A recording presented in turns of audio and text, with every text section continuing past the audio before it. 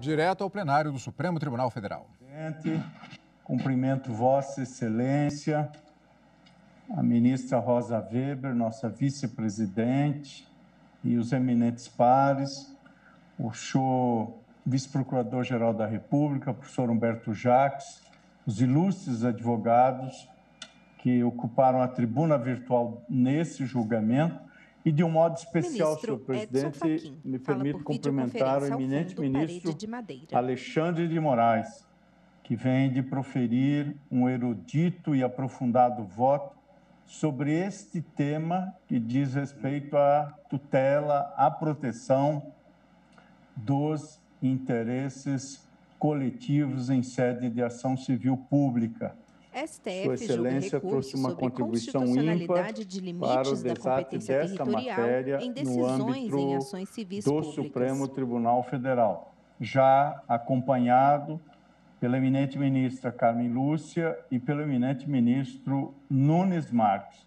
De minha parte, senhor presidente e eminentes pares, irei juntar a declaração de voto na qual eu explicito em linha substancial do que assentou Sua Excelência, o eminente ministro Alexandre de Moraes, que a limitação da coisa julgada, formada em processo de natureza coletiva, especialmente nas ações civis públicas, ao âmbito territorial da competência do órgão prolator da respectiva decisão, constitui mesmo uma afronta ao sistema constitucional brasileiro atualmente vigente e, por isso, viola os direitos fundamentais ao devido processo legal coletivo, ao acesso à justiça e à igualdade material de direitos. Assim, também entendo que a limitação imposta pelo legislador ordinário no artigo 16 da Lei 7347 de 1985, nada obstante pudesse fazer sentido quanto à estrita competência jurisdicional firmada para processos de natureza individual, não se compatibiliza com a natureza dos direitos coletivos, em sentido amplo, objeto das ações civis coletivas, seja na perspectiva pública, seja na perspectiva privada, de acordo com torrencial doutrina a propósito, e me permito citar as atiladas lições do professor doutor Márcio Mafra Leal, para quem falar em alcance erga omnes da coisa julgada em litígios sobre interesses difusos é, em verdade, uma metáfora, pois não há direito individual em jogo, assentou o professor Márcio Mafra Leal, na obra sobre ações coletivas. Disse ainda o professor Márcio, não há necessidade alguma de regra processual que determine essa extensão erga omnes, pois não existem indivíduos substituídos processualmente e é uma decorrência natural da indivisibilidade do bem ou do direito, ou ainda do tipo de tutela requerida.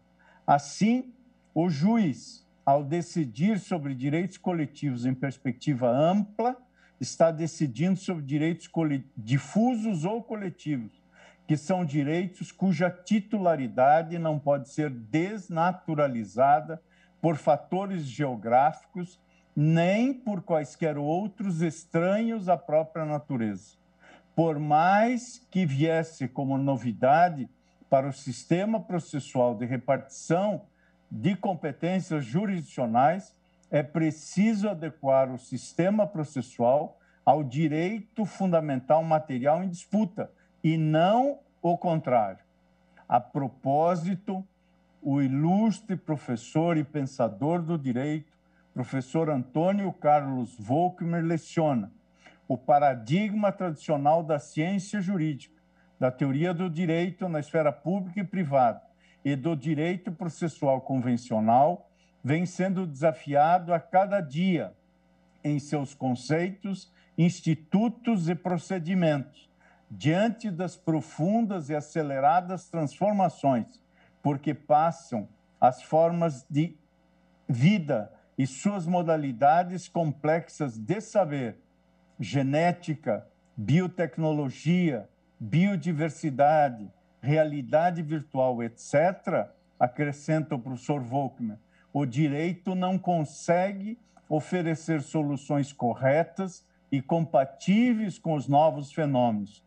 E conclui nessa lição que estou a adotar.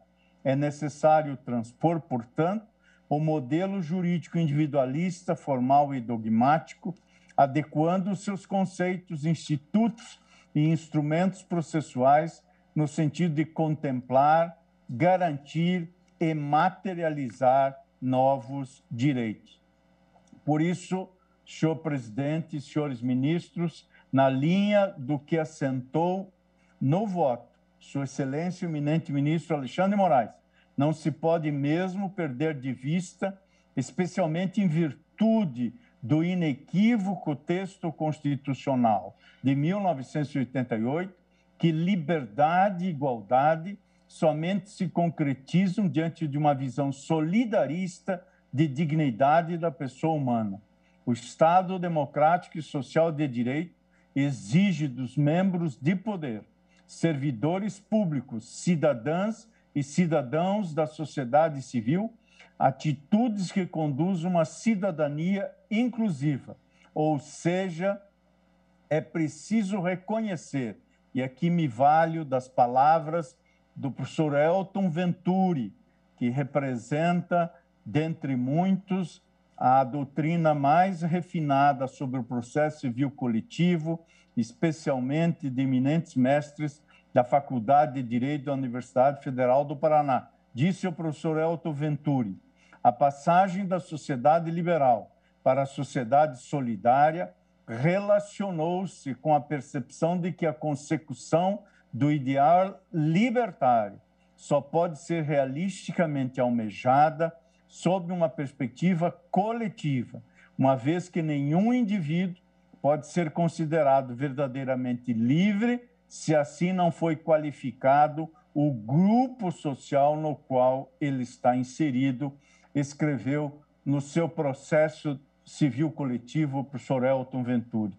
E por isso levo em conta e por todos, Sua Excelência, o eminente ministro relator, assim já registrou a jurisprudência sedimentada no Superior Tribunal de Justiça, que merece ser referendada por essa Suprema Corte, considerando principalmente a vocação institucional daquele Tribunal Superior de órgão uniformizador da interpretação da legislação infraconstitucional e, portanto, do sistema processual e suas vicissitudes provocadas pelo microsistema processual coletivo. Por isso, acompanhando Sua Excelência, o eminente ministro relator, também nego provimento aos recursos extraordinários e saliento, eis que Sua Excelência, o eminente ministro Alexandre de Moraes, já fez referência à tese proposta, portanto, também já me permito adiantar que estou de acordo com o item 1 da tese de Sua Excelência, quando declara inconstitucional o artigo 16 da Lei 7347 de 1985, alterada pela Lei 9494 de 1997.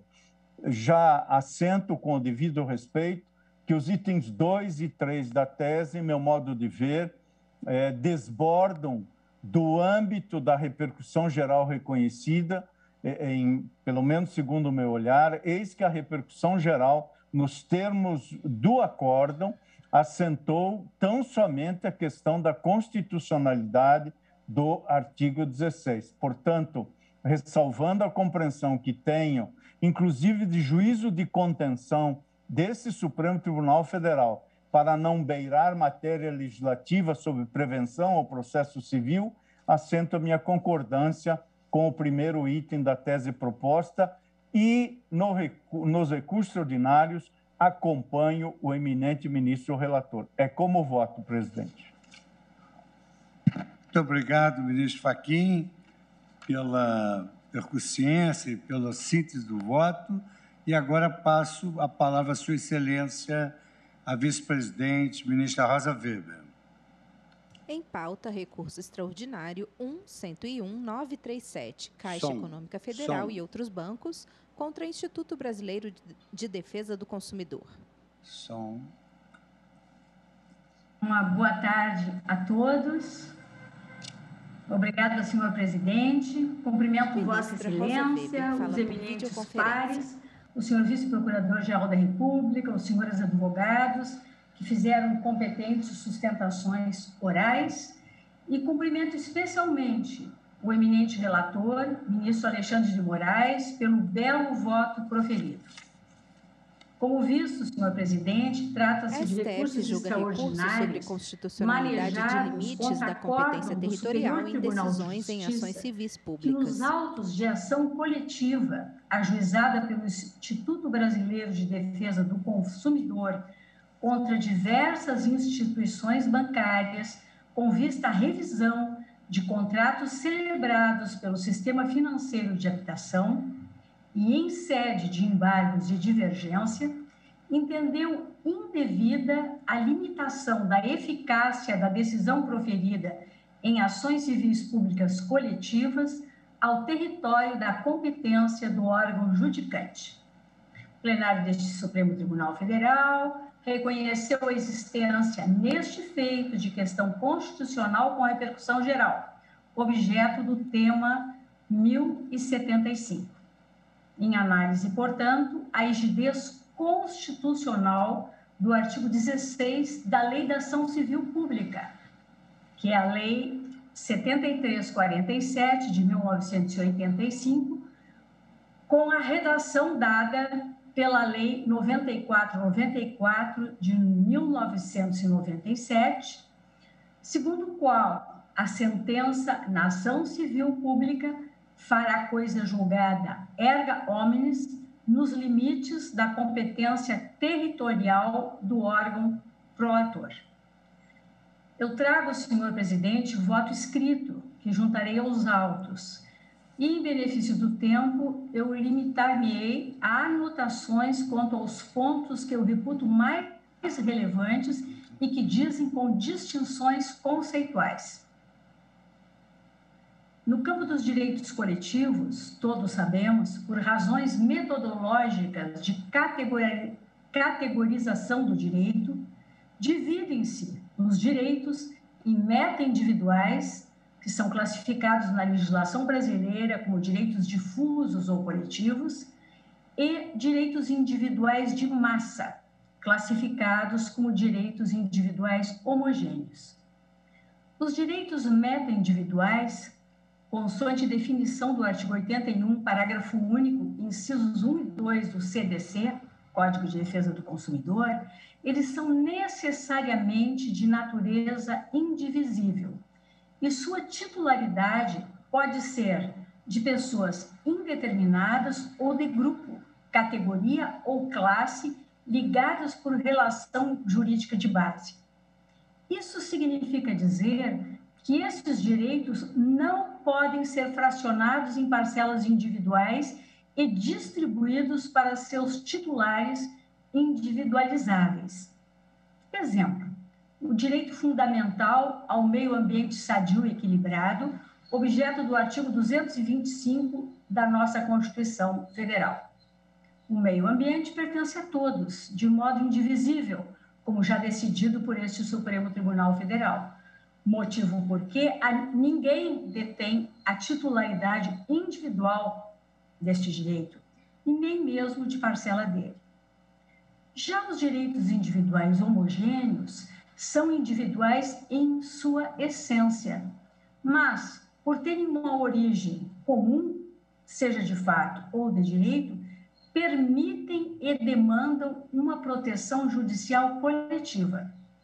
A tutela processual coletiva para os direitos individuais homogêneos tem como fundamento normativo a igualdade perante o direito, a eficiência na prestação da atividade jurisdicional e o acesso ao processo justo. Para ilustrar, o conceito de direitos individuais homogêneos, eu tomo como exemplo a hipótese de lesão a interesses dos consumidores expostos a produto considerado nocivo à saúde, ou a lesão de direitos de consumidores, a lesão de interesses de consumidores expostos à informação insuficiente dos produtos. Os indivíduos têm direito à tutela jurisdicional ressarcitória de indenização ou inibitória, que pode ser veiculada em demanda individual. Todavia, da perspectiva da proteção processual e da atividade jurisdicional, é mais racional e efetivo que as tutelas ressarcitórias sejam resolvidas em uma única demanda, por motivos de garantia da igualdade, da eficiência na prestação jurisdicional e na efetividade do acesso à justiça. Essa premissa conceitual dos direitos coletivos, anoto que a controvérsia jurisdicional aqui posta para deliberação não trata de direitos meta-individuais, mas sim da categoria dos direitos individuais homogêneos. Desse modo, a resposta jurisdicional a ser dada passa por esta premissa dos direitos individuais homogêneos. Isso porque a questão da limitação territorial de uma dada decisão está atrelada necessariamente a direitos que, por sua própria natureza, são identificáveis e passíveis de fracionamento. A discussão, portanto, limita-se aos direitos individuais de massa. O paradoxo do problema jurídico constitucional posto reside justamente na identificação desta premissa e a sua correlação com o texto normativo do artigo 16, uma vez que este está inserido no contexto da Lei da Ação Civil Pública, cujo objeto de disciplina versa sobre a tutela de direitos meta-individuais e não de direitos individuais homogêneos, conforme dispõe o artigo 1º, inciso 4 dessa legislação. Em pauta, assim, recurso extraordinário, para adequada resolução do problema aqui posto, faz-se necessária a fixação de mais uma premissa conceitual consistente na distinção entre coisa julgada e efeitos, eficácia da sentença. Vota a ministra A coisa Rosa Weber, julgada, vice-presidente do não STF. obstante tenha fundamento normativo constitucional como uma garantia de proteção das situações definidas pela jurisdição, de modo a conferir-lhes estabilidade e segurança jurídica, tem seus contornos definidos pela legislação processual. Vale dizer, as hipóteses de constituição e requisitos da coisa julgada são escolhas legislativas processuais. Segundo o artigo 502 do CPC, denomina-se coisa julgada material a autoridade que torna imutável e indiscutível a decisão de mérito não mais sujeita a recurso. Por força dessas qualidades de imutabilidade e indiscutibilidade, uma decisão de mérito não mais sujeita a recurso não pode ser objeto de disputa pelas partes em um momento sucessivo. Não se podem mais questionar o resultado do processo e a solução normativa dada pela autoridade jurisdicional.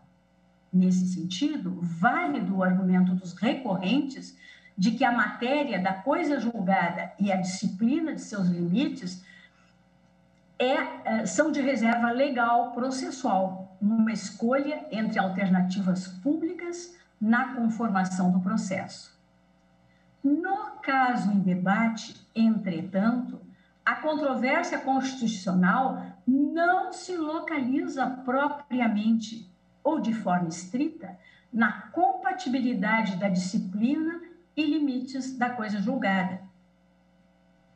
Isso porque, conquanto o artigo 16 da Lei da Ação Civil Pública expressamente se refere à coisa julgada, na verdade, ele trata dos efeitos da sentença.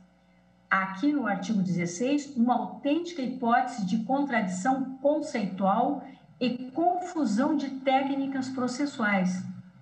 Por este motivo, inclusive, iniciei o argumento pela necessidade da distinção conceitual. Dispõe o artigo 16, relembro. A sentença civil fará coisa julgada erga omnes, nos limites da competência territorial do órgão prolator, exceto se o pedido for julgado improcedente por insuficiência de provas, hipótese em que qualquer legitimado poderá intentar outra ação com idêntico fundamento, valendo-se de nova prova. Da leitura desse dispositivo, verifica-se que este não limita a coisa julgada a um contexto territorial, de modo a impor restrições na competência exercida pelo órgão jurisdicional, porque simplesmente não poderia. Há aqui mais uma contradição conceitual entre competência como critério legislativo para a repartição da jurisdição, coisa julgada e eficácia da sentença. Se entendermos como correta essa leitura, temos de entender como válida a assertiva de que uma decisão proferida na comarca de Porto Alegre não vale para as demais regiões do país, podendo ser objeto de discussão em novo processo com nova decisão. O limite territorial para a coisa julgada é equívoco. A coisa julgada é uma qualidade de indiscutibilidade da decisão.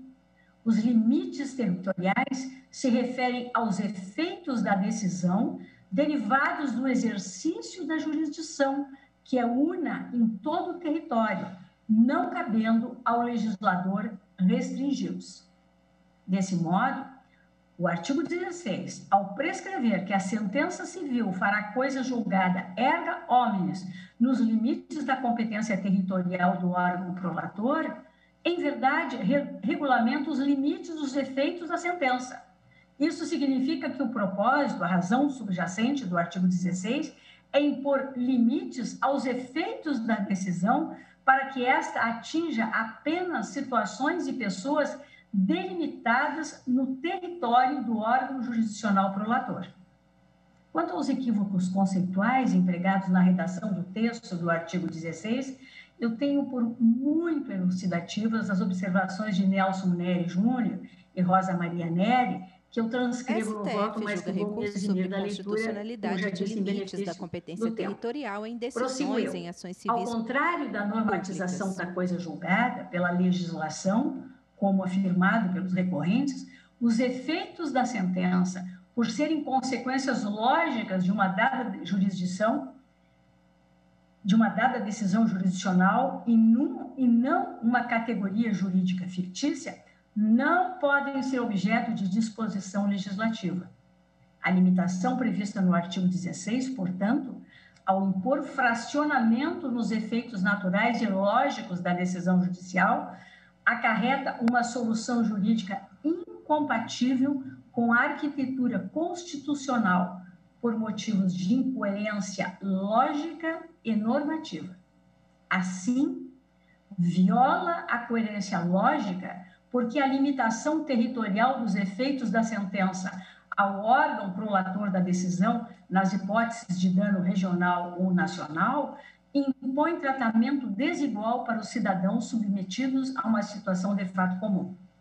E da perspectiva da coerência normativo-constitucional, essa solução viola os direitos fundamentais da igualdade e do acesso à justiça. Quanto ao ponto, é importante destacar os argumentos defendidos pela saudosa professora Ada Pellegrini Grinover, cuja doutrina é essencial quando se cuida da interpretação deste artigo 16. E por isso, senhor presidente, porque breve o texto, eu me permito lê-lo. Diz a professora Ada: o executivo, acompanhado pelo legislativo, foi duplamente infeliz. Em primeiro lugar, pecou pela intenção limitar a abrangência da coisa julgada nas ações civis públicas significa multiplicar demandas, o que, de um lado, contraria toda a filosofia dos processos coletivos, destinados justamente a resolver molecularmente os conflitos de interesses. ao invés de atomizá-los e pulverizá-los. E, de outro, contribui para a multiplicação de processos a sobrecarregarem os tribunais, exigindo múltiplas respostas jurisdicionais, quando uma só poderia ser suficiente. No momento em que o sistema brasileiro busca saída até nos precedentes vinculantes, o menos que se pode dizer do esforço redutivo do Executivo é que vai na contramão da história.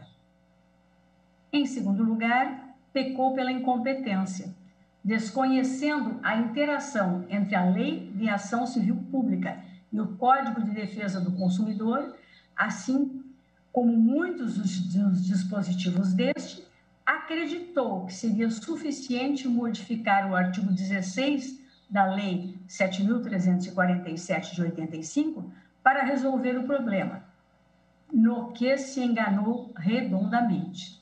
Na verdade, o acréscimo introduzido ao artigo 16 da Lei da Ação Civil Pública é ineficaz.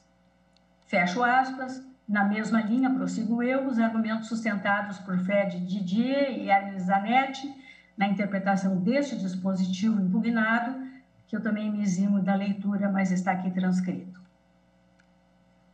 Por fim, também eu anoto que a contradição lógica do texto do artigo 16 em exame, bem como sua incompatibilidade com a normativa constitucional, não acarreta debilidade na conformação do sistema processual coletivo.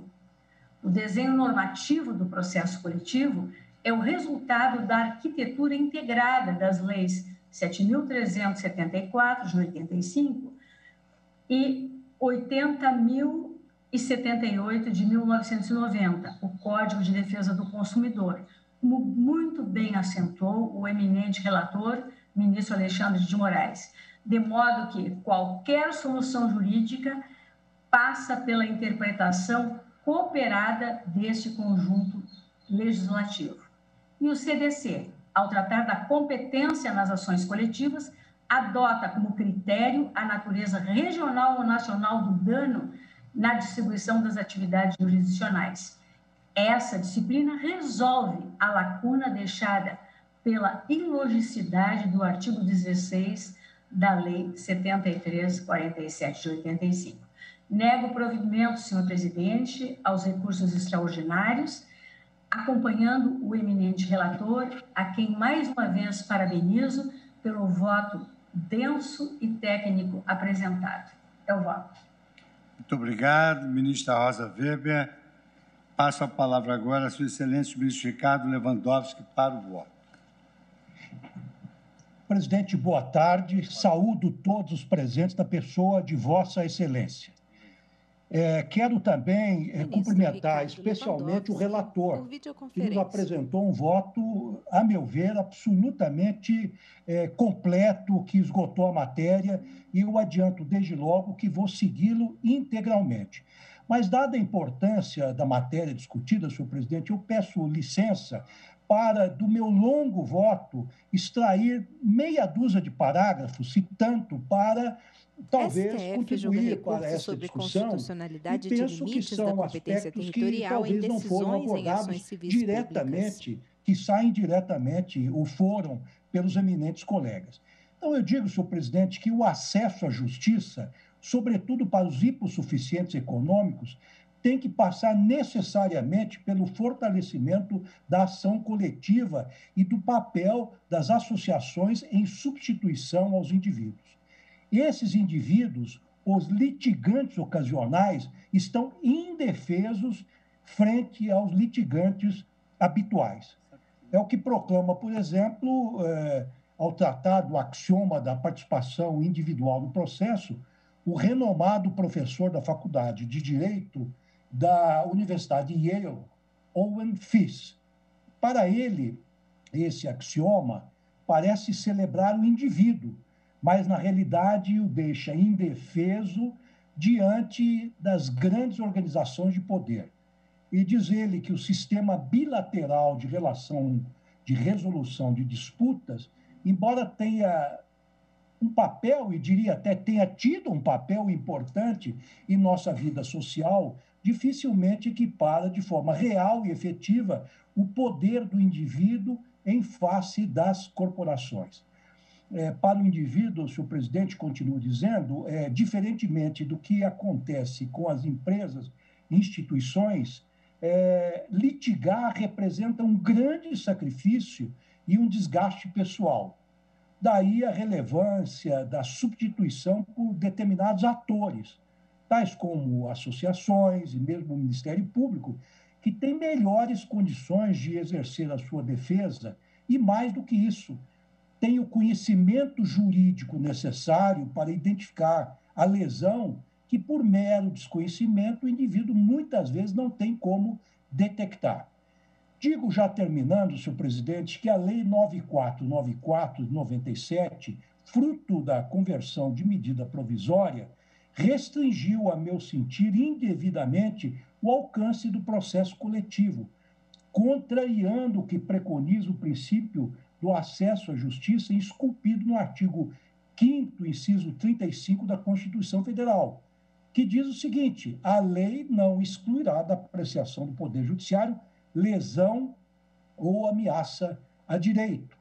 Já o entendimento que o Superior Tribunal de Justiça vem, enfim, desenvolvendo, a meu ver, tem atendido a essa diretriz constitucional e deve ser mantido.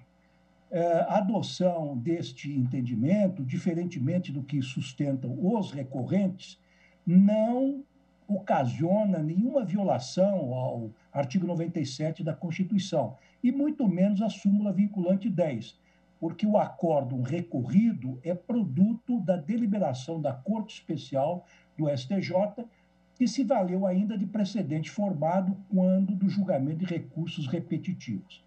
Eu também rejeito, já estou terminando, a alegação de ofensa ao artigo 22, inciso 1º da Carta Magna, porque a interpretação decorrente do cotejo entre o artigo 16 da Lei 7.347 de 85 e o artigo 103 do Código de Defesa do Consumidor, concluindo-se pela prevalência deste último, não implica atividade legiferante por parte do STJ e, por consectário, não ofende o dogma da separação dos poderes e muito menos a garantia do juiz natural.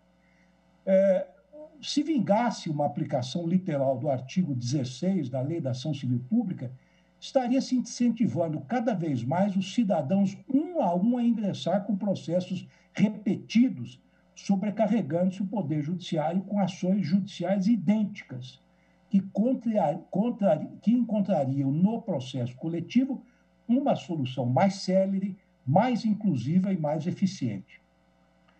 O reconhecimento da inconstitucionalidade, por outro lado, assim como fez o eminente relator, tem o condão de evitar a multiplicação desnecessária de demandas e de garantir uma maior uniformidade e coerência para a solução dos conflitos de massa. Por tudo isso que foi dito, peço vênia para insistir na tese de que devemos dar o máximo de alcance à eficácia subjetiva da coisa julgada. É inadequado exigir que cada cidadão, ou mesmo que cada pequena associação local, tenha que promover individualmente sua ação, fechando-se os olhos para o contexto social descrito anteriormente no meu voto e para a sua fragilidade diante da parte contrária. Então, desta forma, entendo que a decisão recorrida ao otimizar o princípio constitucional do acesso à justiça é irretocável. Então, isso posto, senhor presidente, eu nego o provimento ao recurso extraordinário, aos recursos, declarando a inconstitucionalidade do artigo 16 da Lei da Ação Civil Pública, esclarecendo que a extensão subjetiva da coisa julgada não pode ser limitada pela competência territorial do órgão julgador. Termino assim, e repetindo novamente, que meu voto se amolda in totum ao voto do eminente relator, ministro Alexandre de Moraes, a quem mais uma vez cumprimento. Muito obrigado, ministro Ricardo Lewandowski. Passo agora a palavra a sua excelência, o ministro Gilmar Mendes. Boa tarde, presidente. Boa tarde, ministras Carmen Lúcia e Rosa Weber. Boa tarde a todos os ministros, especialmente o eminente relator. O ministro Gilmar Mendes também fala por videoconferência ao fundo Parede Branca. Magnífico, como sempre, e que trouxe uma solução para um tema bastante complexo. STF julga recurso sobre constitucionalidade de limites da competência territorial em decisões em ações civis públicas. Anos, presidente, e tendo em vista algumas considerações importantes que foram feitas, eu peço vênia a todos para pedir vista dos autos.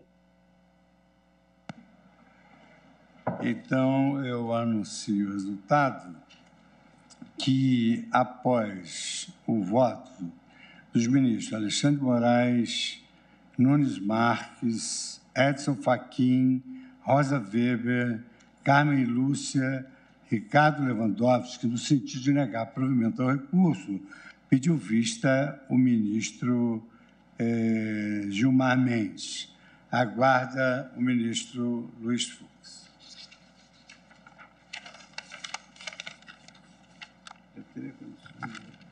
Falou com o Gustavo, né? O ministro Luiz Fux conversa com a assessora-chefe do plenário, Carmen Lilian Oliveira, que lhe mostra alguns papéis.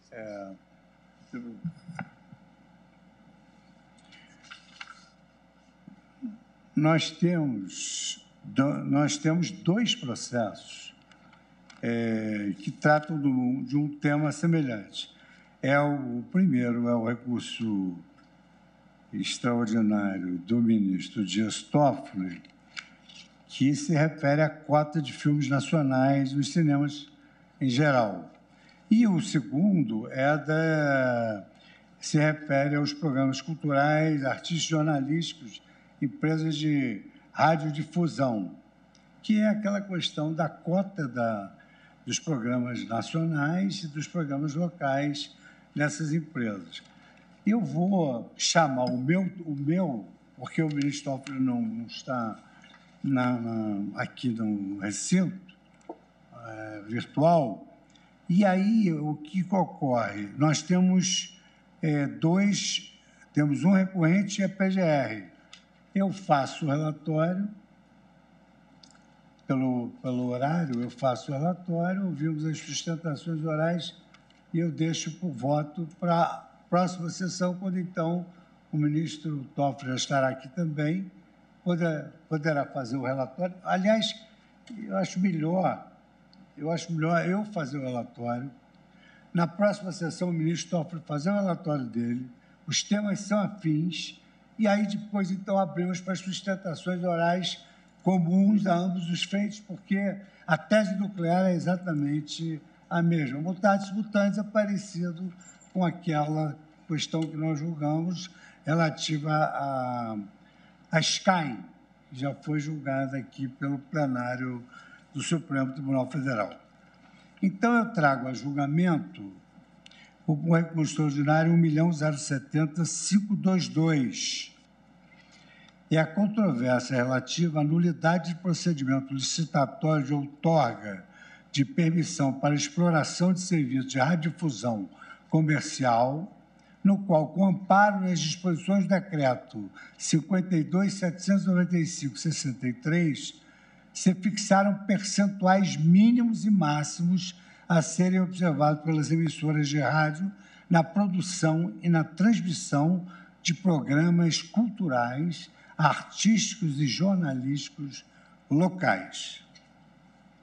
Então, peço a licença dos senhores para a leitura apenas do relatório. E aí, na próxima sessão, o ministro Toffoli lê o relatório dele, podemos fazer um julgamento conjunto mais eficiente. Então, o relatório versa sobre o seguinte: trata-se de um recurso extraordinário interposto pela União, com base na linha A do permissivo constitucional, em face de acórdão fundamentado quanto à não recepção do artigo 16, parágrafo 1º, a linha C e parágrafo 3º, inciso 1º, decreto 52.795/63. o processo se encontra submetido à sistemática da repercussão geral sobre o tema 1013, que é exatamente esse tema que eu me referi antes do relatório. Na origem, a demanda consistiu numa ação declaratória de nulidade ajuizada pelo Sistema de Comunicação Viaon Limitada contra as decisões administrativas irrecorríveis do Ministério das Comunicações que excluíram a hora autora de certames para outorga de serviços de radiodifusão, conforme consta dos processos administrativos anexados aqui nominados e constantes volumes 2 e 3 dos autos. Os editais de concorrência numerados visavam a permissão dos serviços de radiodifusão nos municípios de Betânia e Jupi, no estado de Pernambuco.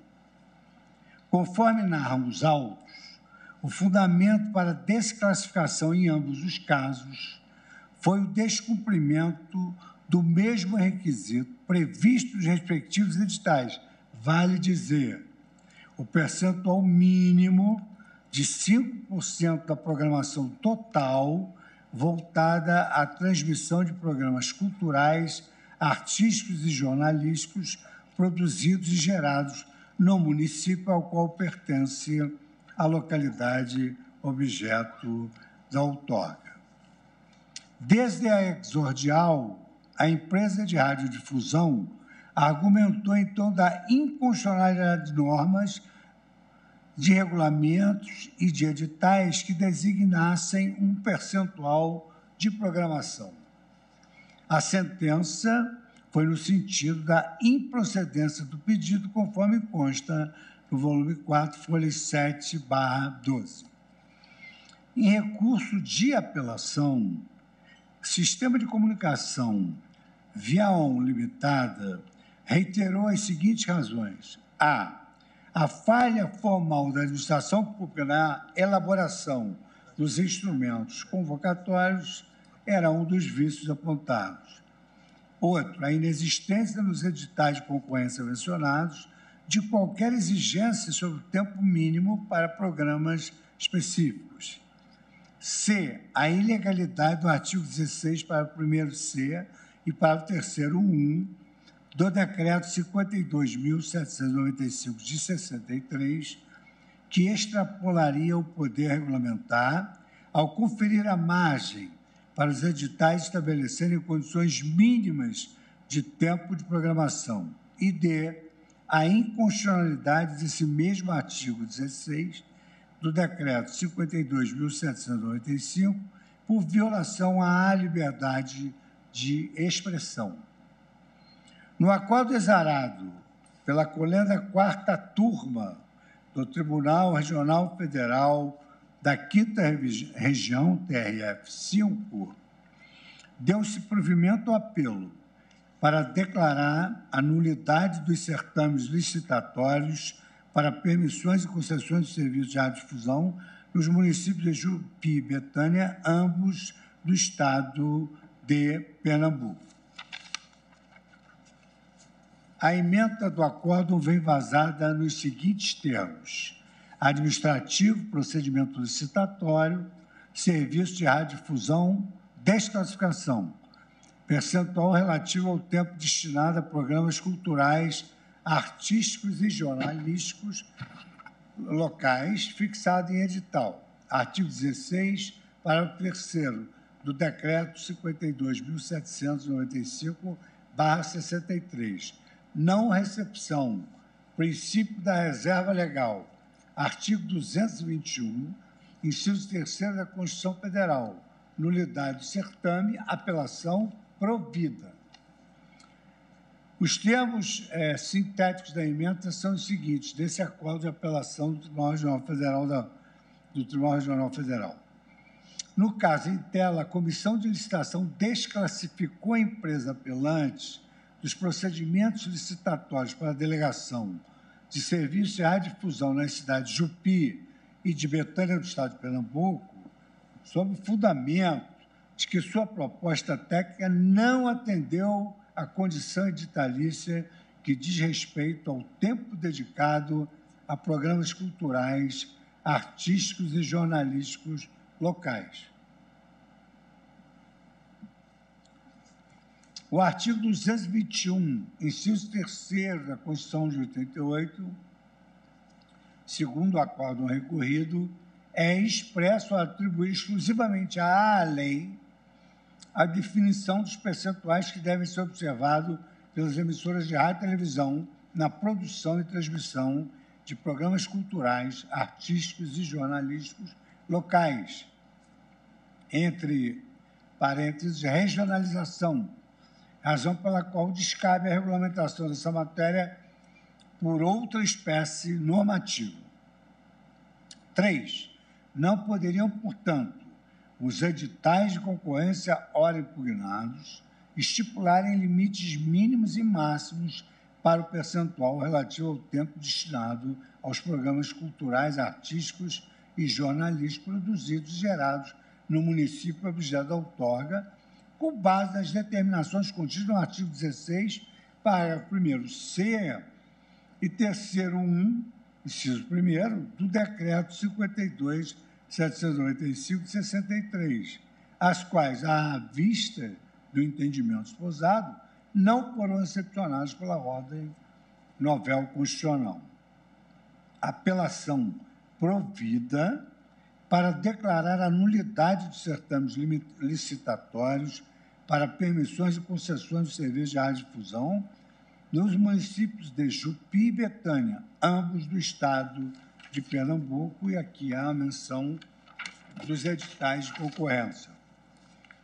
Tribunal Regional Federal da 5ª Região, apelação civil, relator, 4ª turma.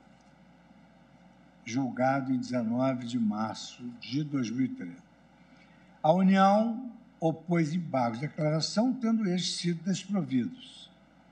Volume 4, folha 170 a 177. Constitucionalidade do decreto que estabelece percentuais de produção e transmissão de programas culturais e jornalísticos locais por emissoras de rádio.